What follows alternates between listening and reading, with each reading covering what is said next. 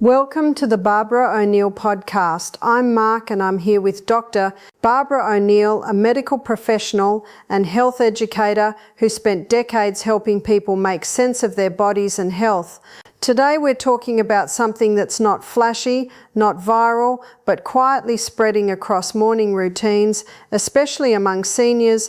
It's not a new pill or therapy, it's a mushroom and it's ending up in coffee. Hi Mark, it's great to be here with you. And yes, this one really caught my attention. I've had several patients and even friends mention it over the past year. People in their 60s, 70s, even 80s telling me they've started adding a little scoop of lion's mane mushroom powder to their morning coffee. Not for energy, not for flavour, but because something started to feel clearer, mentally lighter, like they'd shaken off some of the fog they'd grown used to. That's what makes it interesting. It's not hype, it's quiet and it's consistent. People aren't shouting about it, they're just sticking with it. So today we want to explore what this mushroom actually is, why it's showing up in coffee cups around the world, and what real science, no fluff says about it. If you're someone who values small habits that make a real difference, you might want to hear this one through. Stay with us and don't forget to follow the Barbara O'Neill podcast so you won't miss what's next. Before it became a quiet habit in coffee cups, lion's mane was already well known in traditional medicine. What fascinates me, Barbara, is that it's not some newly discovered superfood. In fact, it's one of the few mushrooms that's been both eaten and studied for centuries, especially in East Asia. Exactly. In countries like China and Japan, lion's mane, also called Horatium aroneus, was traditionally used to support the stomach, the spleen, and later the mind. It wasn't marketed as a miracle, but it was valued for its calming effects and its role in supporting long-term vitality. What's happening now is really more of a revival than a trend, and it's not coming back because of social media hype. It's returning because people, especially older adults, are experiencing subtle but meaningful shifts in how they feel. And that brings us to what's inside the mushroom that's getting all this scientific attention. Two main compounds are at the centre of that attention, herasones, and these aren't just nice-sounding names. They're bioactive molecules that interact with the nervous system in interesting ways. Horacin are primarily found in the fruiting body, and arenosines are more concentrated in the mushroom's root-like mycelium. Researchers have been studying their potential to stimulate the production of nerve growth factor, or NGF, which plays a vital role in the growth and maintenance of neurons. That's significant because as we age, our natural levels of NGF tend to decline. That can affect memory, focus, and overall mental sharpness. The idea that a natural compound might help support NGF production, that's a direction worth exploring, and it's not speculation. There are real studies behind this. For example, a peer-reviewed paper published in Frontiers in Pharmacology in 2025 summarized several lab and animal studies showing that lion's mane extracts can indeed enhance NGF synthesis. These effects have been observed in neuronal cell lines and in rodent models with cognitive impairment. Of course, those are early stage findings. They don't prove anything for humans yet, but they lay the groundwork for why this mushroom is getting real attention from neuroscientists. We're not talking about replacing medication or reversing aging. We're talking about a natural compound with plausible biological mechanisms and historical use. And now it's finally being studied in more structured ways. Precisely. And what I appreciate is that this isn't just a supplement thrown into the market with vague claims. The studies we have, even if early, are pointing to real interactions at the cellular level. There was also a small human study in 2023 published in Nutrients where healthy adults took lion's mane for 8 weeks. They didn't become geniuses overnight, but the participants showed mild improvements in cognitive task performance, and some reported a greater sense of mental clarity. That fits with what people are telling us anecdotally. They're not saying, "I remember everything now," or "my brain is sharper than ever." They're saying things like, "I don't feel as foggy in the morning," or "I can finish my crossword without zoning out halfway through." It's subtle, but for many people that's a big deal, and it's the subtlety that makes it sustainable. No sudden highs or crashes, just a gentle presence in the background of someone's routine, almost like a quiet companion to their morning coffee. That's what I find beautiful about it. It's not a dramatic intervention. It's a steady one. It makes sense why this appeals to older adults. It's easy to use, doesn't interfere with medications, and it doesn't promise miracles. It just offers a small, steady form of support, plus it puts people back in control. There's something empowering about stirring a natural powder into your coffee each morning. Not as a fix, but as a quiet way of saying, I'm still taking care of myself. We'll get into some personal stories soon, how people are actually using lion's mane in their daily routines and what kinds of changes they've noticed over time. But first, I think it's important to acknowledge that this mushroom isn't some fringe discovery. It's part of a long tradition and it's earning its place in modern wellness for a reason. And whether someone chooses to try it or not, the bigger idea here is about small habits with real potential. That's a conversation worth having. After hearing so much about what lion's mane might do on a biological level, I think it's important to look at what keeps people coming back to it. They're not being told to take it. There's no aggressive marketing campaign, yet they keep using it. And that says something. The people I speak with, especially older adults, don't expect miracles. They're not hoping to feel 20 years younger or to suddenly unlock perfect memory.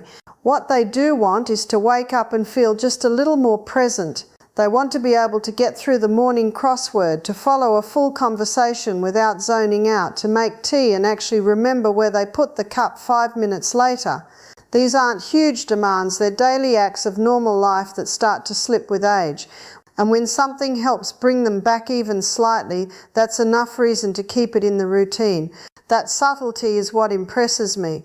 We're so used to health products promising the world more energy, better mood, flawless memory, but this one doesn't seem to rely on promises. It stays in people's lives because it delivers something small but consistent.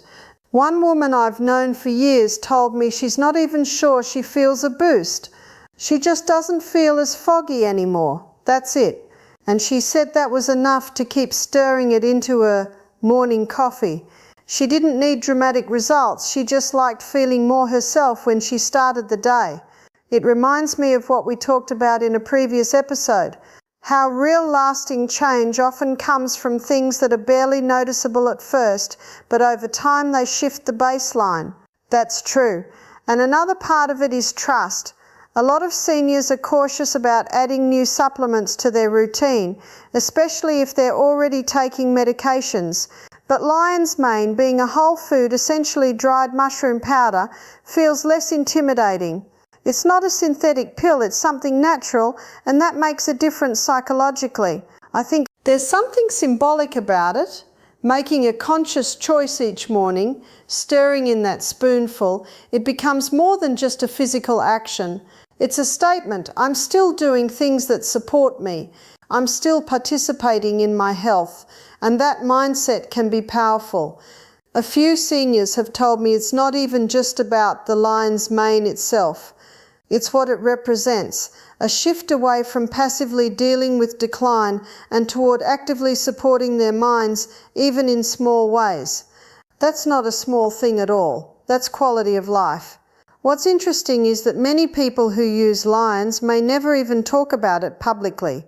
They don't post reviews or bring it up at the doctor's office. It's private, quiet, but intentional. And that tells me they're not looking for approval. They're responding to something that works for them. I think there's also a generational element here.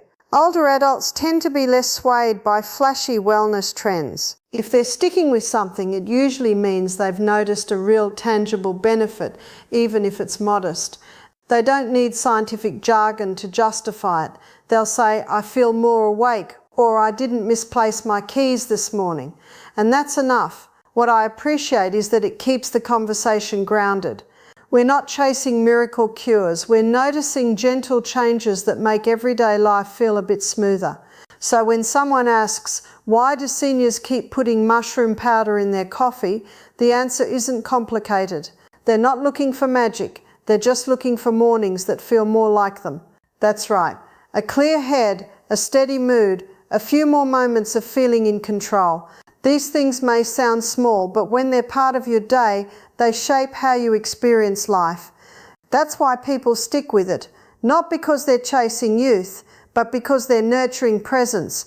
Up to this point, we've talked about why older adults are adding lion's mane to their coffee, how it makes them feel, what they notice, and why they stick with it.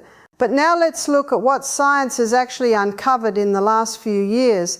Not decades ago, not in theory, recent verifiable data. I think that's a key distinction. There's a lot of anecdotal excitement around functional mushrooms, but when it comes to older adults, especially those managing cognitive decline or neurological issues, they deserve more than buzzwords. They need clarity on what's real, what's preliminary, and what we simply don't know yet. The good news is we're no longer just relying on traditional use or animal models. Recent clinical studies have started to evaluate lion's mane's effects on human cognition, especially in aging populations. For example, a 2023 double-blind placebo-controlled trial published in the journal Nutrients studied 41 healthy middle-aged adults over an 8-week period. Those who took lion's mane extract daily showed statistically significant improvements in working memory and cognitive flexibility compared to the placebo group. That's meaningful, not miraculous, not groundbreaking, but measurable improvement in how people process information. And that's the kind of result older adults can actually benefit from. Definitely. And while the sample size in that study was modest, it followed strict protocols, daily dosing, standardized extract, pre- and post-trial cognitive tests. That makes the findings more trustworthy. And it wasn't the only one. A separate 2024 pilot study in Japan involving 30 seniors with mild cognitive impairment found that participants who took lion's mane capsules for 12 weeks showed reduced forgetfulness scores and slight improvements in verbal recall. The researchers noted these were early-stage results, but the trend was promising. It's refreshing to hear that kind of honesty from scientists. They're not claiming this mushroom cures memory loss. They're saying we're seeing signs it may help and we need to study it further. That's how good science works. Incremental findings, transparent methods, cautious conclusions. There's no need to oversell when the small benefits already matter. For someone who's 75 and finding it harder to stay mentally sharp in the mornings, even a 10% improvement in focus or recall could change how they experience their day. Absolutely. One thing I like about lion's mane research is how it focuses not just on cognition but also on nerve regeneration. That same 2023 study also explored biomarkers related to NGF production in participants' blood. While it didn't show huge increases, there was enough of a rise in NGF precursors to support the idea that something is happening neurologically. And remember, NGF nerve growth factor isn't some fringe idea, it's a critical protein for the maintenance of brain cells. And reduced NGF levels have been linked to neurodegenerative conditions like Alzheimer's. So anything that may support NGF production, even gently, is worth watching closely, especially when it comes from a natural source with a good safety profile. Speaking of safety, what do we know about long-term use? Are there any risks or side effects that have shown up in recent trials? So far, clinical studies using oral lion's mane extract, whether in capsules or powders, have shown minimal side effects. Some users reported mild digestive discomfort during the first few days, but those symptoms typically resolved. Importantly, no serious adverse events have been reported in trials using standardized doses up to 3 g per day. Of course, anyone with mushroom allergies or who's on immunosuppressive medication should consult a physician before starting. That's a great reminder. Just because something is natural doesn't mean it's risk-free. But in this case, the profile is reassuring. And I'd also add that lion's mane isn't being studied in isolation. It's part of a broader interest in neuron nutrition. How certain compounds in food can support cognitive resilience as we age. Think of it like this. Not every brain-up supporting food has to be a magic bullet, but combined with sleep, movement, hydration, and social interaction, it plays a role in protecting our mental edge. That brings us full circle. Seniors aren't turning to lion's mane because they expect it to do everything. They're using it because it fits into a larger lifestyle of intentional aging, one that values clarity, presence, and agency. And the science, while still emerging, is giving them more reason to keep going with it. When people first hear about lion's mane, they're usually intrigued but unsure where to begin.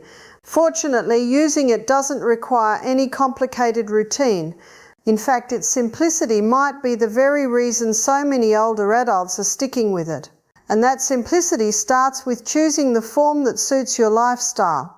Most people use powdered extract. It's shelf stable, easy to mix into drinks and widely available. It blends well into coffee, tea or warm milk. Some even add it to porridge or smoothies. There are also capsule options which offer a mess-free alternative and consistent dosage for people who don't like the earthy taste. The key is picking a trusted brand with proper extraction methods. Look for products that specify they're dual extracted, meaning both water and alcohol were used to draw out the active compounds. That ensures the hirases and irinins, the mushrooms, key bioactive components are actually present in meaningful amounts. What about dosage? In the studies we discussed earlier, participants used between 500 ml and 3g. For a beginner, what's a good place to start? 1g per day is a safe and effective starting point. It provides cognitive support without overwhelming the system. Those with sensitive digestion might consider taking it after breakfast. If tolerated well, the dose can be increased gradually to 1.5 or 2g, but there's rarely a need to go higher, and consistency really matters here. You can't expect results from a few scattered doses. The most common theme in real-life stories and research is daily use over several weeks. Exactly. Lion's mane doesn't deliver overnight changes. It's more like building strength over time. Some users start noticing improvements after 3 weeks. Others take up to 6. That's why it's helpful to link it to an existing habit, like stirring it into your morning drink. No apps, no tracking, just one small step done regularly. And as we covered earlier, the side effects are minimal. A few people report mild bloating or gas early on, but those symptoms typically fade. More importantly, there have been no serious adverse reactions reported in modern studies, even in older adults. Still, it's wise to check with a healthcare provider, especially for those with mushroom allergies or autoimmune conditions. But for the vast majority, this is a gentle addition to daily life, not a disruptive intervention, and that makes it sustainable. There's no drastic lifestyle change involved, just a natural compound taken with intention that supports mental clarity over time. I often tell people, don't expect a miracle, expect a quiet shift. If you give it space and time, lion's mane often meets you there on your terms. One of the most memorable stories I've come across recently is Harold's. He's 71, a retired science teacher and not someone who usually follows health trends, but his experience with lion's mane says a lot about how small habits can add up over time. Harold wasn't dealing with a diagnosis, he was just noticing a gradual decline in his focus. He told me he'd lose his train of thought mid-conversation, forget why he walked into a room or reread the same lines in the newspaper 3 times. He described it not as memory loss, but more like mental clutter. That's a phrase I hear a lot, mental clutter. And for him it was frustrating enough that he began researching natural options. That's how he discovered lion's mane. No one recommended it to him directly. He just read enough to decide it was worth trying. He bought a jar of jewel extracted powder and started with 1 gram a day every morning in his coffee. He didn't change anything else about his routine. For the first 2 weeks he felt nothing, but by week 4 things shifted. He told me I was halfway through a scientific article and realized I hadn't lost focus once. That hadn't happened in years. And that realization wasn't dramatic, but it was personal. He felt his thoughts returning to a calmer, more fluid pace. He didn't suddenly become sharper overnight. He was just smoother, quieter. He said, "My mind feels like a lake that's finally settled." That moment encouraged him to keep going. At week 6, he paused for 7 days, curious if it was all in his head. During the break, the fog crept back in. When he resumed, the clarity returned. That gave him confidence. It wasn't placebo, it was something real. 10 months later, he still takes it every morning, not to chase youth, but to stay connected with his thoughts. For him, that teaspoon represents something more than a supplement. It's a ritual that brings him back to himself. As we close this episode, one simple idea stays with us. Lion's Mane isn't about instant results or grand transformations. It's about subtle support built into something as ordinary as a cup of morning coffee. For many older adults, that's what makes it meaningful. Not because it's bold, but because it's quiet and consistent. A teaspoon a day, gently protecting clarity without demanding attention. If today's story and insights resonated with you, we encourage you to try small changes, especially the kind that fit naturally into your routine. Over time, those small choices add up. Thank you so much for listening and sharing this time with us. If you found this helpful, please remember to like, share, leave a comment, and most importantly, subscribe to the Barbara O'Neill podcast. That way you'll never miss new episodes designed to support your health, your mind, and your daily life. Take good care of yourself, and as always, may your mornings be calm, your thoughts clear, and your next cup just a little bit better. See you in the next